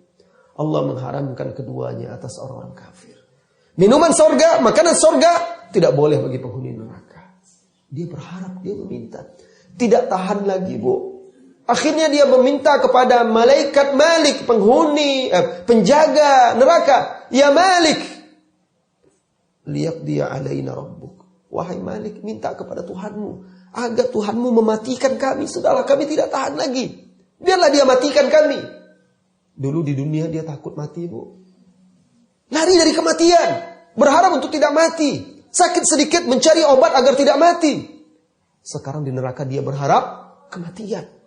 Dia berharap mati sehingga tidak merasakan siksa itu lagi. Tetapi kematian sudah disembelih. Penghuni neraka akan kekal di neraka kecuali orang-orang mukmin. Setelah dia bersih akan diangkat oleh Allah Subhanahu wa ta'ala. Orang-orang yang dahulu di dunia hidup seperti binatang, keinginan hanya dunia saja, Bu. Punya pendengaran tidak mau mendengar kebenaran.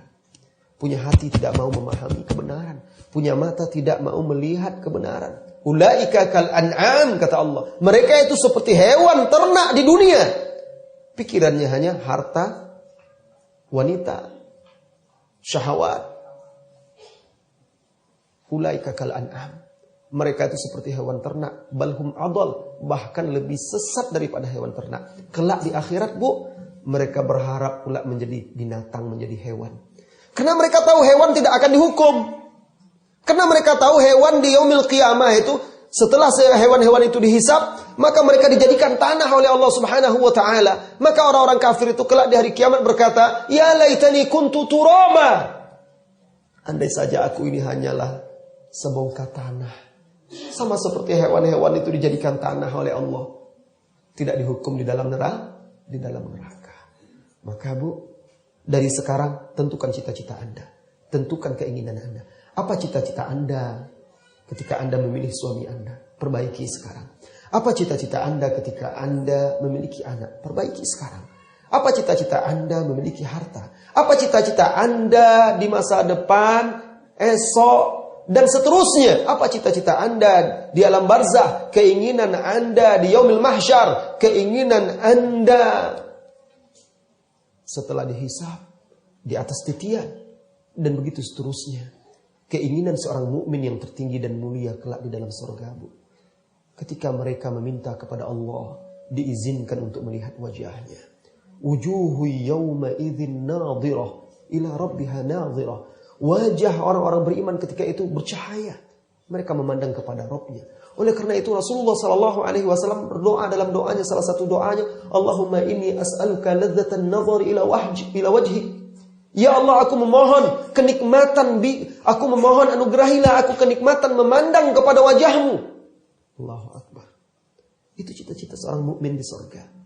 Kalau engkau tidak memiliki cita-cita di dunia untuk bisa dekat kepada Allah, bagaimana kelak di hari kiamat akan diwujudkan cita-cita tersebut oleh Allah Subhanahu wa ta'ala. Baik ibu-ibu, cita-cita kita panjang. Keinginan kita sangat banyak. Sepanjang hidup kita, seluas kehidupan dunia ini. Kalau disebutkan semua cita-cita dan keinginan kita, tidak akan cukup waktu kita. Tetapi setidaknya apa yang sudah dipaparkan tadi bisa menjadi koreksi bagi diri kita, introspeksi untuk memperbaiki niat kita. Karena amalan kita tergantung niat kita. Dan seseorang itu hanya diberi sesuai dengan niat dan keinginannya. Waktu yang tersisa, karena ini hari Jumat ya, kita gunakan untuk bertanya jawab. Apalagi tadi saya dapat info dadakan, diminta jadi khotib pula. Nah, ya. Iya, jadi kita gunakan untuk tanya jawab. Waktu yang tersisa, silahkan tulis pertanyaan dan diajukan ke depan. Pak Ustaz, alhamdulillah jamaah-jamaah itu jamaah yang berkepanjangan ini sering mencari ilmu dari sini. Itu salah satu ilmu. Semakin banyak yang dipikir, semakin banyak ilmu. Kita berurusan dengan Allah dan berurusan dengan manusia. Allah semakin banyak ilmu yang dia dapat, kadang-kadang nggak mau gua Pak. Ini gimana? Saya pikir ini gimana ilmunya? Iya. Jadi ilmunya banyak yang dia dapat, mohon maaf. Yang punya mobil saya oke. Iya. Jadi saya ini tak curhat ya, masya Allah. Belajarnya sama dulu paling depan. Begitu lewat, walaupun kita tidak saling kenal sebagai sesama muslim, assalamualaikum ibu, mau kemana? Enak gitu. Kedua, saya tidak belajar bahasa Arab, yang saya tahu cuma dia akan berdua yang nasta'in Allah hanya kepada kamu yang beribadah dan menonton. Begitu kita di alam kubur ditanyanya bahasa Arab, saya jawab pakai bahasa Arab.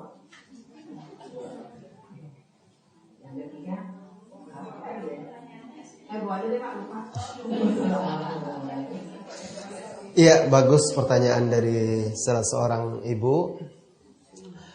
Alhamdulillah, pertanyaan yang pertama itu Bu memang fenomena yang juga saya temui dan juga sering saya sampaikan kepada jamaah di mana saya ada kesempatan, yaitu beramah tamah, saling bertegur sapa, mengucapkan salam adalah adab akhlak yang mulia serta hak sesama muslim.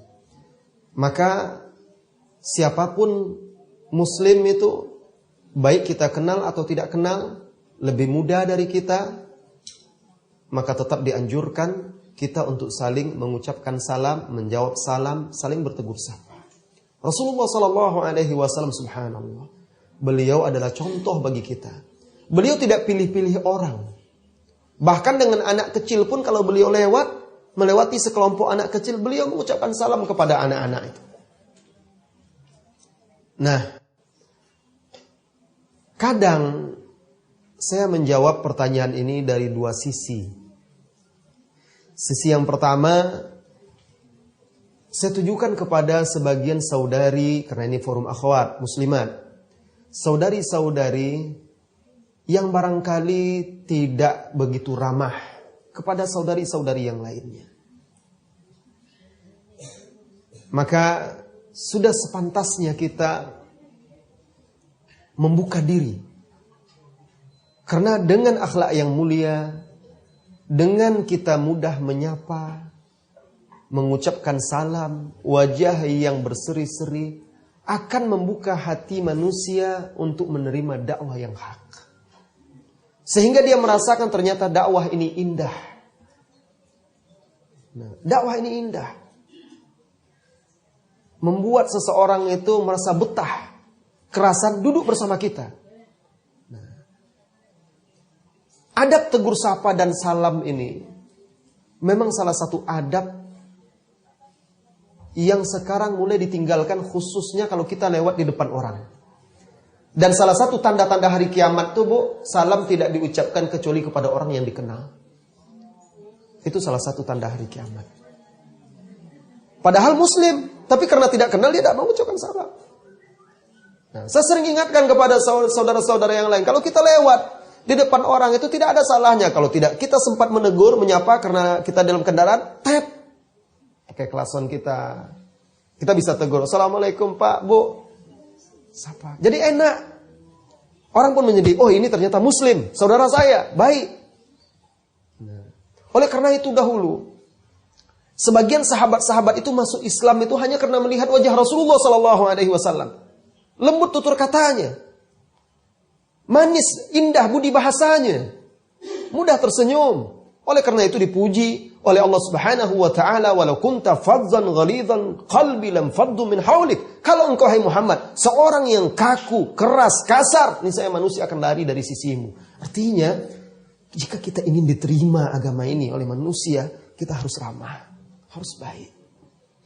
Saya pernah dulu, Bu, dalam sebuah acara kan, acara resmi. Saya agak awal datang. Jadi saya duduk di depan. Kemudian datanglah bapak-bapak juga duduk. Orang-orang masyarakat awam. Orang-orang yang baru menimba ilmu. Kami bincang-bincang.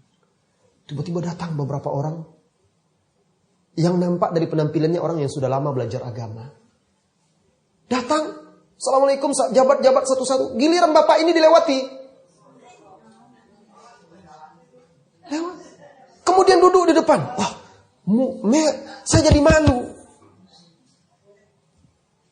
Kalau bisa saya menyembunyikan muka, saya sembunyikan ketika itu. Tapi nggak bisa lagi. Saya lihat sendiri bapak itu, merah padam muka bapak itu. Orang tua ini.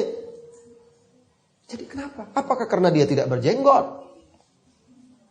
Apakah karena dia tidak memendekkan celananya? Atau gimana? Ya, atau kalau kita analogikan kepada wanita, apakah karena jilbabnya masih pendek? Atau masih pakai celana panjang sehingga tidak ditegur sapa? Kalau dia duduk di majelis kita berarti dia muslimah. Kalau dia hadir di masjid kita berarti dia muslimah. Berhak untuk kita tegur, berhak untuk kita sapa. Maka kita duduk di sampingnya, jabat tangannya, Assalamualaikum, gimana kabar? Masya Allah, dari mana? Namanya siapa? Kan enak. Nah, besok-besok akhirnya bisa-bisa tukar nomor, akhirnya bisa kita ajak, yuk ngaji lagi. Tapi belum apa-apa sudah dilirik, ini orang kok pakai celana panjang hadir ya. Dia lihat ke kanan, ada lagi orang yang meliriknya. Dia merasa dihakimi. Akhirnya besok-besok, saya takut kalau ngaji di situ ngapa? Serem-serem tampangnya. Menakutkan. Sering juga terjadi seperti itu, Bu. Nah, ini koreksi bagi kita semuanya. Dakwah itu bukan sekedar menyampaikan, tapi dengan akhlak juga, dengan perilaku juga. Ini sisi yang pertama. Sisi yang kedua, nasihat saya untuk saudari-saudari yang merasakan pengalaman-pengalaman seperti itu. Di awal-awal dia dahulu mengaji, dia merasa seperti dijauhi atau dicuekin atau ini. Maka nasihat saya, itu barangkali bisa jadi itu perasaan Anda. Kenapa? Kalau kita berada di suatu tempat dan kita di situ aneh, lain dari yang lain, pasti kita akan merasa aneh. Misalnya, saya, Bu, saya pergi ke suatu daerah, misalnya ke mall, Atau ada kesempatan pergi ke luar negeri, ke negara kafir misalnya. Salahin dari yang lain. Ada jenggot, celana cingkrang. Orang pasti ngeliatin semua ke saya kan? Ya, lirik-lirik. Tentu saya merasa, aduh, orang ini kok melihat saya. Pasti begitu perasaan saya. Nah, tapi alhamdulillah, Anda saudariku duduk di majelis. Anda tidak pedulikan orang itu. Karena Anda untuk menuntut ilmu di sini. Anda mengharapkan ridho Allah. Terserah orang itu mau ngapain dia melihat saya. Yang saya inginkan Allah melihat saya, bukan mereka. Peduli apa? Nah, ini kita punya keinginan cita-cita yang mulia dan tinggi. Kemudian yang kedua, sekarang sedang di majelis. Barangkali teman kita duduk itu lagi fokus dan serius nih. Dengarkan kajian, tentu tidak sempat lagi dia mau, gimana ini. Sempat lagi. Dia fokus kajian ini. Yang ketiga, ya kenapa tidak kita juga proaktif untuk berkenalan, tegur sapa juga. Nah, assalamualaikum. Oh, kita orang baru kok, ayo salaman juga. Assalamualaikum. Artinya dari kedua belah pihak harus ada saling tegur sapa, saling beramah tamah. Dan kita yang sudah belajar agama, tentu kitalah yang lebih dahulu mencontohkan kepada saudari-saudari kita tersebut. Baik, yang kedua lagi, Bu. Apa tadi yang kedua ya, panjang kali ini. Yang kedua apa tadi, masih ingat, Bu? Oh, alam kubur pakai bahasa apa gitu? Ada anekdotnya gini, Bu. Ada anekdotnya, saya dengar-dengar cerita aja. Jadi dulu cerita-cerita mahasiswa waktu kuliah di sana, Bu. Waktu bimbing-bimbing umroh, haji, ada nenek-nenek berdoa di depan Ka'bah, minta dia supaya dimatikan di situ. Ya Allah, saya ingin dimatikan di sini, ya Allah, wafat di sini. Lalu ada yang ngomong sama dia, ibu mau mati di sini, nanti di sini orang bahasa Arab, malaikat nanya pakai bahasa Arab, gimana ibu? Wah, ya udah kalau gitu saya mati di Indonesia aja. Itu kan anekdotnya. Sama ibu, sama seperti kelak di Yaumil Mahsyar, sama kelak seperti di sorga. Kita tidak belajar bahasa Arab, ya. Tetapi urusan setelah kita mati itu urusan Allah Subhanahu wa taala. Allah yang lebih tahu. Kalau kita betul-betul beramal soleh dengan bahasa apapun di sana, pasti kita bisa jawab insya Allah. Kalau kita betul-betul beriman kepada Allah, kalau kita betul-betul mengenal agama, kalau kita betul-betul mengenal Rasulullah Sallallahu Alaihi Wasallam, insya Allah kita bisa menjawab insya Allah. Tapi di dalam hadis-hadis itu dicontohkan semuanya dalam bahasa Arab. Dan mudah saja bagi Allah. Sebagaimana Allah menciptakan Anda dari kecil bisa bahasa Indonesia, bahasa Jakarta, bahasa Jawa, bahasa Minang, Melayu, Batak. Allah juga bisa saja ketika menghidupkan Anda kembali setelah mati, menjadikan Anda pandai bahasa Arab. Allahu a'lam bishawab. Ini ada pertanyaan. Ustaz, iya, silakan Bu. Ini Ustaz tadi yang dibahas tentang 7 perkara yang harus dihindari, Ustaz ya? Gimana Ibu? Ada 7 perkara yang harus dihindari. Iya. Ada poin ke-6 itu jangan marah kepada orang yang tidak memiliki efek apapun kepada orang itu. Iya.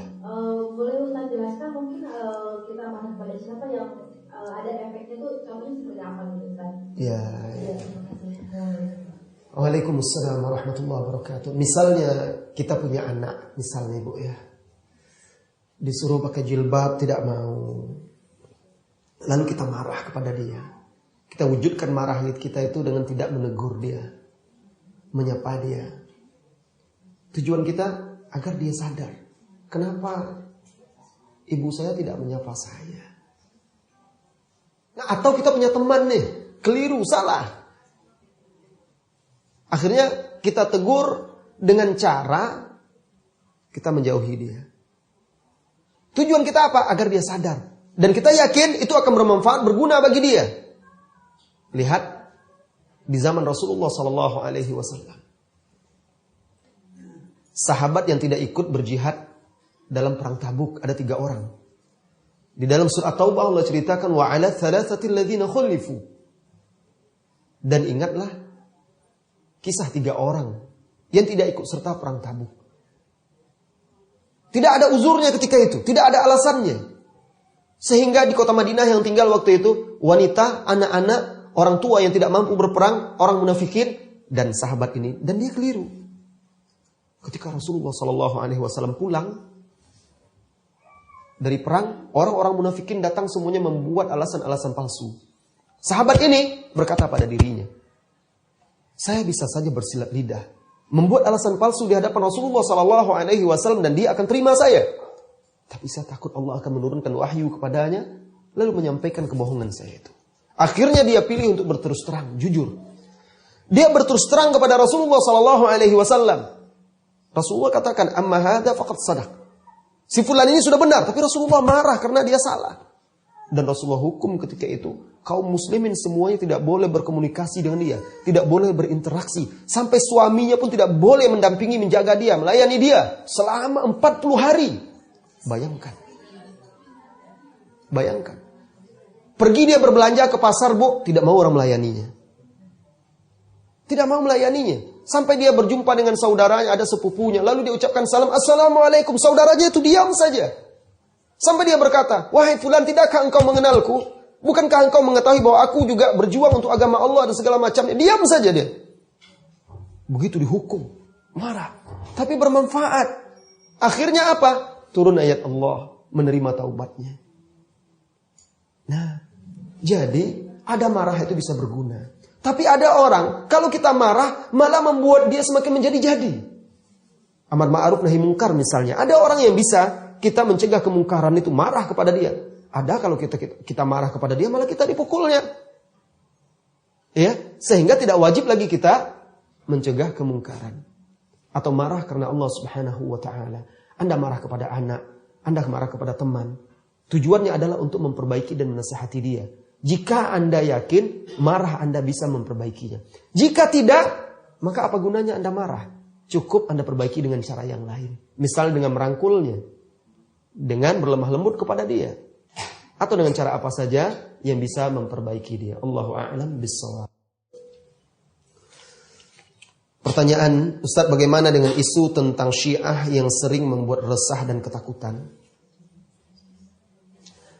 Saudariku wanita muslimah, menjelaskan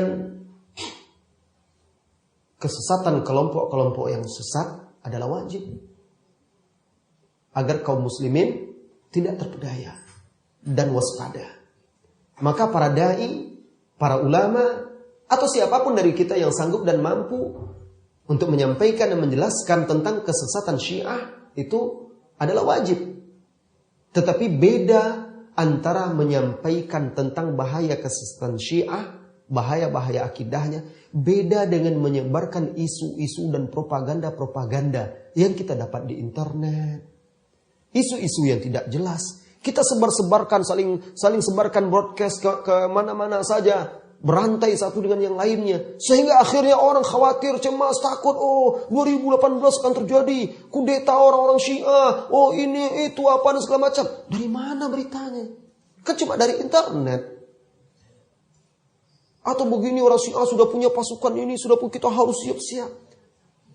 Sementara kita, akidah juga masih lemah. Apa yang kita siapkan? Nah, jadi berbeda. Kalau kita mempelajari, kalau kita ajarkan, kalau kita jelaskan bahaya Syiah, bagus. Kita bagi-bagikan buku-buku ulama tentang bahaya Syiah, bagus. Itu bagian dari dakwah.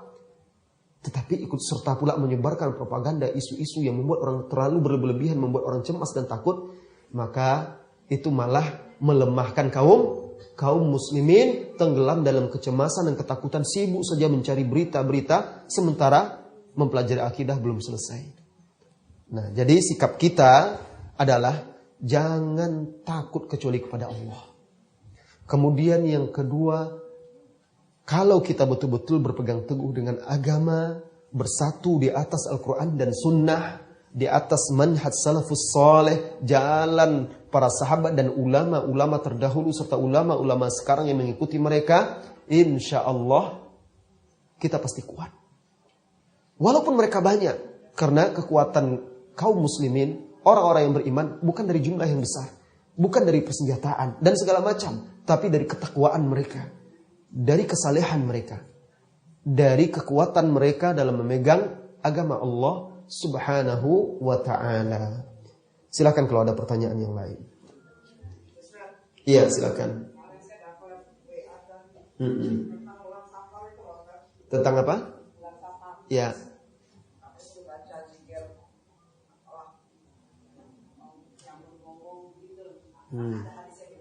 Iya.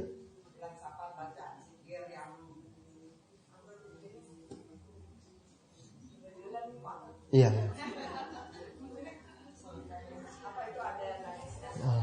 Iya. Jadi Ibu, bulan-bulan yang memiliki keutamaan dan ibadah-ibadah khusus itu sudah ada di dalam hadis-hadis yang sahih. Seperti bulan Ramadan. Kemudian bulan Syawal dengan puasa 6 Syawal. Kemudian bulan Zulhijjah, di sana ada ibadah haji. Kemudian ada 10 pertama Zulhijjah yang memiliki keutamaan untuk beribadah, baik itu puasa dan segala macamnya. Kemudian ada 9 Zulhijjah, hari Arafah, ibadah khusus. Kemudian ada ibadah penyembelihan kurban di hari-hari tasyrik, mulai dari tanggal 10 Zulhijjah sampai dengan 14, 11, 10, 11 sampai 13. 11, 12, 13 Zulhijjah. Kemudian setelah itu di bulan Muharram, ini juga ada keutamaan berpuasa pada 9 dan 10 Muharram. Setelah itu ada lagi di bulan Sya'ban, yaitu berpuasa setengah bulan.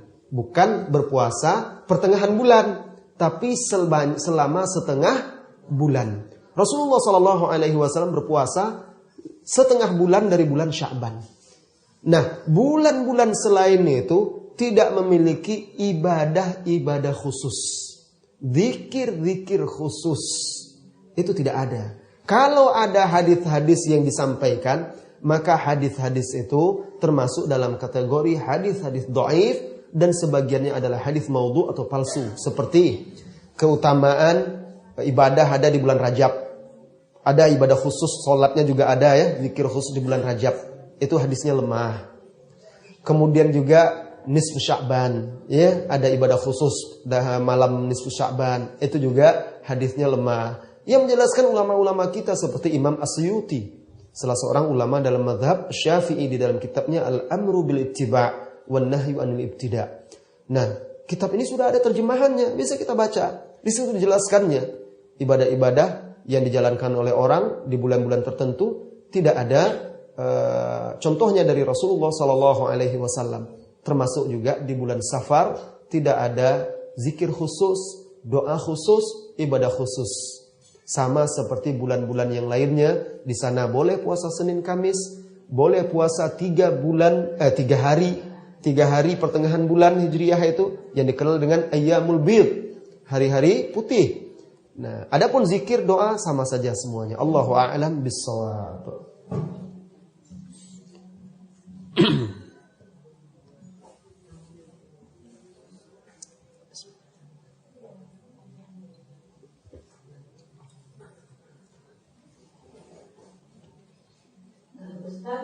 Iya. Masih ada yang mau ditanyakan Ustaz? Boleh. Oh, dari atas. Ya, silakan. Barangkali Ustaz bisa memberikan contoh yang lebih spesifik untuk yang nomor 5, Ustaz. Apa itu, Bu? Jangan suka melihat sesuatu yang tidak engkau miliki dengan syahwat. Iya. Kira-kira yang seperti apa ya, Ustaz? Seperti contohnya melihat ibu dengan syahwat misalnya. Nggak boleh. Karena itu bukan istri saya. Nah, ya, itu contohnya seorang laki-laki melihat wanita yang bukan milik dia atau yang tidak halal bagi dia, lalu dia melihatnya dengan syahwat. Ada sebuah cerita, Bu. Ini bukan cerita sekedar, tapi memang terjadi di zaman Rasulullah SAW. Rasulullah SAW di Haji Wada. Kisah ini dalam Bukhari dan juga Muslim. Ketika itu sedang Haji Wada, beliau berboncengan dengan seorang pemuda yang tampan, Al-Fadl Ibnu Abbas. Tampan karena dikatakan mirip dengan Rasulullah SAW. Berboncengan di atas onta.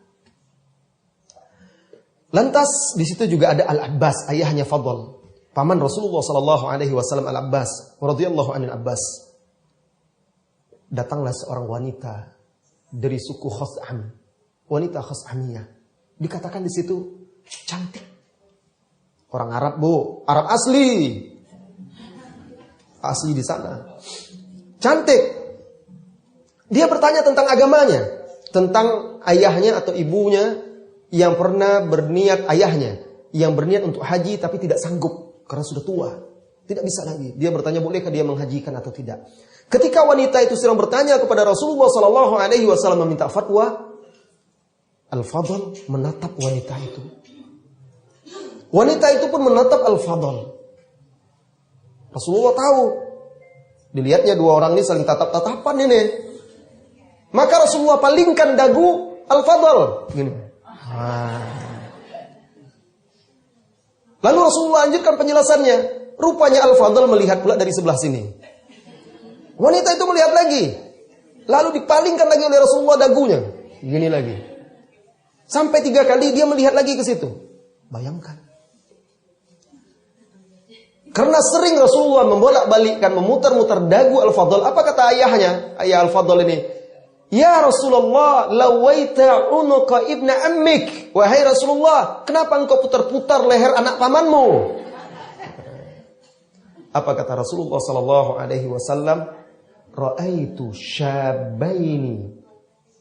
Aku melihat 2 orang pemuda-pemudi yang masih belia. Wa khasyitu an yuqi'a bainahuma syaitan. Aku takut syaitan akan menimpakan fitnah di antara keduanya. Kemudian Rasulullah jelaskan kepada Fadl, ya Fadl, sesungguhnya apa yang engkau lakukan itu tidak boleh dilakukan. Ini adalah bulan yang mulia, hari yang mulia. Rasulullah jelaskan kepada dia. Nah, ini faedah. Ada beberapa pelajaran dari kisah ini, Bu. Pelajaran yang pertama yang bisa kita ambil dari kisah ini, fitnah antara pria dan wanita tidak peduli, wanita kepada pria, pria kepada wanita itu sama saja. Kedua-duanya sama-sama bisa terfitnah. Apalagi yang tampan seperti Al-Fadl ini, yang cantik seperti wanita ini. Apalagi mereka masih muda. Jadi sudah tepat rasanya kalau Islam memberikan batasan-batasan untuk pria dan wanita agar terhindar dari fitnah. Pelajaran yang kedua, alangkah lembutnya cara Rasulullah SAW mengingkari kemungkaran yang di depan matanya. Lihat Rasulullah, mana ada Rasul? Nggak malu kamu? Sudah dekat saya Rasulullah, kamu kayak gitu lagi? Kan nggak ada kayak gitu kan? Rasulullah tidak marahi dia. Itu wanita atau istri orang atau gadis orang, dilihat-lihat seperti itu. Enggak. Rasulullah cukup palingkan wajahnya. Palingkan. Kan paham dia berarti itu enggak boleh. Tapi udah dilarang oleh Rasulullah, kok masih juga dia 3 kali bolak-balik melihat wanita itu, Ustaz? Apakah Al-Fadl ini tidak paham, tidak patuh? Ini pertanda beratnya fitnah wanita itu, Bu. Yang kedua, anak muda seperti itulah, Bu. Ibu menasihati anak ibu kadang kan susah. Dinasihati sekali masih juga lagi, 2 kali, 3 kali, harus sabar kita. Rasulullah sabar. Pelajaran yang berikutnya, lihat. Rasulullah SAW kenapa tidak menegur wanita itu? Kenapa Al-Fadl yang ditegurnya? Padahal wanita itu juga menatap Al-Fadl. Kenapa tidak? Kamu pakai dong, tutup wajah ini, Fadl sudah terfitnah nih. Tapi tidak ada ditegur oleh Rasulullah SAW. Kenapa? Wanita ini kan datang untuk nuntut ilmu, Bu. Ingin bertanya. Orang belajar. Kalau dia langsung ditegur, bisa jadi dia tidak jadi belajar. Waduh, pemarah. Belum apa-apa saya sudah dimarahi. Udah pulang, gak jadi belajar kan? Maka beliau memilih menegur, menasehati secara halus anak pamannya, keluarganya langsung. Tentunya wanita ini juga menyadari melihat di depan matanya. Dan Rasulullah pun dengan tegas menyatakan kepada pamannya Al-Abbas, saya khawatir syaitan menimbulkan fitnah di antara keduanya. Nah, ini contohnya. Ibu bisa paham, Bu, ya, yang bertanya? Jadi ini contoh yang dilarang karena bisa menimbulkan fitnah. Allahu a'lam bishawab. Ustaz, saya mau bertanya mengenai safar tanpa mahram karena saya dengar ada yang membolehkan, ada yang tidak membolehkan. Ya, kalau kita dengar banyak sekali, Bu. Ya, tetapi yang kita pelajari itulah insyaallah yang semestinya kita ikuti. Rasulullah sallallahu alaihi wasallam mengingatkan para wanita untuk tidak melakukan safar dalam jarak tempuh sehari semalam atau sehari, dalam riwayat lain sehari, masirata yaumin, kecuali bersama seorang mahram. La yusafiranna imra'atun masirata yaum wa laila illa wa ma'aha dhi mahram. Tidak boleh seorang wanita melakukan safar, perjalanan yang jaraknya sehari semalam. Dalam riwayat lain masirata yaumin, dalam jarak tempuh sehari, melainkan bersamanya ada seorang mahram. Kemudian juga di dalam hadis lain ada seorang sahabat ingin pergi berjihad bersama Rasulullah sallallahu alaihi wasallam. Tapi dia katakan istrinya pergi haji, tidak ada yang menemani. Rasulullah sallallahu alaihi wasallam memerintahkan dia pulang dan berhaji bersama istrinya, menemani istrinya. Nah, ini semua ini di antara dalil ulama-ulama yang mengatakan tidak boleh safar wanita tanpa mahram. Karena banyaknya mudarat yang akan menimpa wanita itu ketika melakukan perjalanan tanpa mahram. Tapi ada sebagian ulama yang mengatakan, ya, dalam beberapa mazhab ada dikatakan kalau wanita itu pergi safar ibadah misalnya dan bersama orang-orang yang soleh, wanita-wanita yang soleh, teman-temannya aman dan terjaga dari fitnah, maka itu dibolehkan menurut sebagian ulama. Tapi ini pendapat marjuh, pendapat yang tidak kuat. Saya sudah sering menyaksikan, melihat, mendengar dampak-dampak buruk dari safar-safar ini, walaupun alasannya untuk ibadah atau bersama orang-orang yang soleh, tetapi akhirnya berdampak tidak baik bagi wanita tersebut. Karena safar itu kata Nabi SAW, qit'atun minal adab, sebagian dari adab. Tadi saya safar dapat tempat duduk wanita semua kiri kanan. Sudah duduk di paling pinggir padahal itu, Bu. Sudah duduk di paling pinggir, sini ibu-ibu. Ngobrolnya pun aduh, sakit telinga. Nah, untung di sebelah sini ibu-ibu sudah tua, mungkin sudah 70 lebih umurnya. Dia dipisah oleh gang itu. Yang sana perempuan semua, belakang tengok perempuan semua. La ilaha illallah. Sudah itu, karena dilihatnya saya laki-laki sendiri, giliran ketika mau turun, menurunkan barang dari anu, minta tolong pula sama kita. Pak, Mas, tolong ya koper saya diturunkan, nggak nyampe gitu. Ah, ini mana mahramnya ini? Tak tolong sama orang lagi. Nah, jadi lihat susah. Akhirnya dia tidak terjaga. Kadang ada hal-hal yang tidak bisa dia lakukan. Terpaksa duduk akhirnya bersama orang yang bukan mahramnya. Tapi kalau seandainya dia bersama mahramnya, dia bisa duduk berdua dengan mahramnya. Ada apa-apa dia bisa minta bantuan mahramnya. Dulu pernah pergi haji, serombongan itu ada ibu-ibu tidak pakai mahram. Akhirnya sakit orang sudah sibuk semuanya. Kan susah jadinya. Siapa yang mengurus dia? Dokter laki-laki. Di kamar dia sendiri dokter merawat dia juga laki-laki. Akhirnya berkhalwat. Akhirnya karena sering berkhalwat, saya dengar kabarnya pulang akhirnya nikah keduanya. Alhamdulillah, iya Bu. Cuma akhirnya dokter diceraikannya anak istrinya, dia nikah dengan itu. Akibat fitnah yang terjadi di sana. Nah, banyak sekali kejadian-kejadian yang dikabarkan oleh safar wanita yang tanpa mahram. Jadi apa yang disyariatkan oleh Allah dan Rasulnya, diperintahkannya pasti baik untuk dunia dan akhirat kita. Apa yang dilarang oleh Allah dan Rasulnya pasti tidak baik untuk dunia dan akhirat kita. Allahu a'lam bissawab.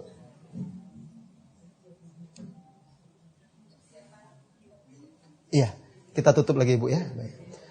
Baik ibu-ibu yang semoga senantiasa dirahmati dan diberkahi oleh Allah Subhanahu wa taala. Mohon maaf apabila ada kekurangan dan khilaf. Sampai di sini pertemuan kita. Mudah-mudahan segala keinginan baik kita terwujud di dunia dan di akhirat. Dan mudah-mudahan kita juga dihindarkan oleh Allah dari keinginan buruk serta niat-niat yang tidak baik. Amin ya rabbal alamin. Wa sallallahu wa sallama ala nabiyyina Muhammadin walhamdulillahi rabbil alamin. Subhanakallahumma wa bihamdika asyhadu an la ilaha illa anta astaghfiruka wa atubu ilaik. Assalamualaikum warahmatullahi wabarakatuh.